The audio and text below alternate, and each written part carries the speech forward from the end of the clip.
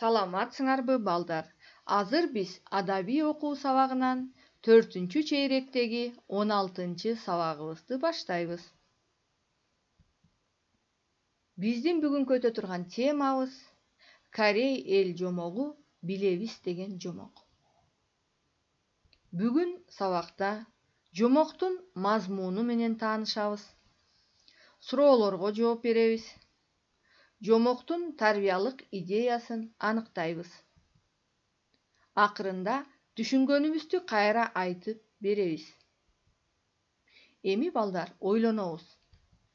Бүгүнкү биз өтө турган жомок эмне жөнүндө болушу мүмкүн? Силер өз алдыңарча өзүңөрдүн божомолуңарды түзгүлө. Эми балдар биз жомоктун мазмуну менен таанышалы. Корей эл жомогу билебиз.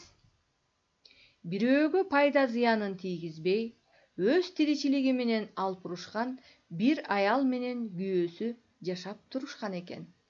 Алар экөө тең пейил жакшы адамдардан болуптур.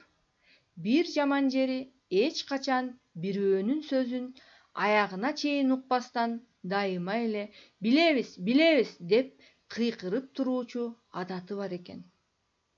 Бир күнү бир киши алардын үйүнө жеңил чапан көтөрүп келет да, эгер бул чапанды кийип бир топчусун топчулансаң, жерден бир саржан өйдө көтөрүлөсүң дейт ал киши. Балдар, ушул жерден сөздүк ишин жүргүзө кетели. Саржан деген бул узундуктун чембирдиги катары колдонулат. Бул 2 метрдей аралыкты билдирет бир саржан. 2 топчусун топчулансаң, асмандын жарымына чейин учуп чыгасың.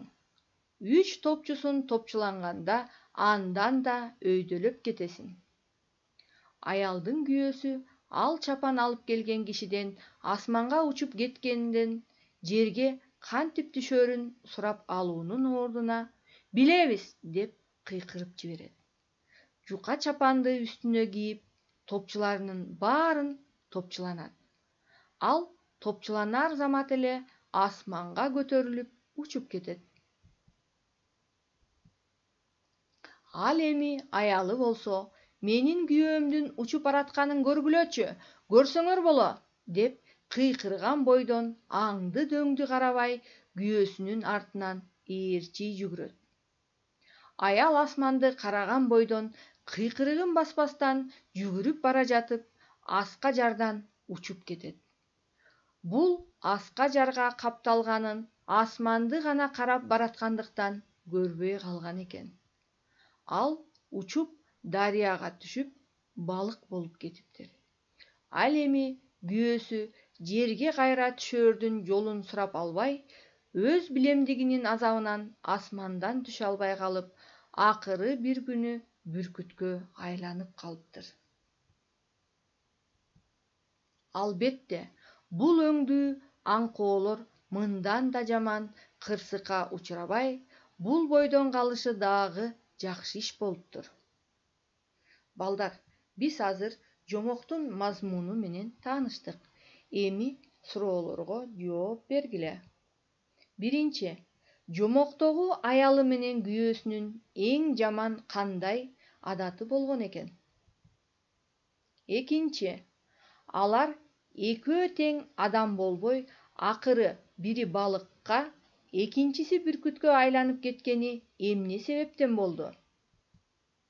Үчүнчү, билбеген нерсени сурап билип алуу туура экенине ынандыңарбы? Башкача айтканда, ишендиңерби? Төртүнчү, билбеген нерсени билем дей берүү туурабы? Өз оюңарды айткыла. Эми балдар, биз сабагыбызды жыйынтыктайлы. Көрдүңөрбү балдар? Бирөө сүйлөп жатканда, бир нерсени түшүндүрүп жатканда, аягына чейин чыдап, угуп, анан ишке киришүү керек. Эгерде силер дагы бирөөнүн сөзүн аягына чейин укпастан, шашып ишке киришсеңер, жумушуңар ийгиликсиз болуп калат. Ошондуктан дайыма бирөөнүн сөзүн бөлбөй, аягына чейин толук угуш керек. Эми балдар, силерге тапшырма. Түшүнгөнүңөрдү кайра айтып бересиңер жана WhatsApp аркылуу өзүңөрдүн мугалимиңерге жөнөткүлө. Ушуну менен биздин бүгүнкү адабий окуудан сабагыбыз аягына келип жетти. Эмки сабакта жолугушканча сак саламатта тургула.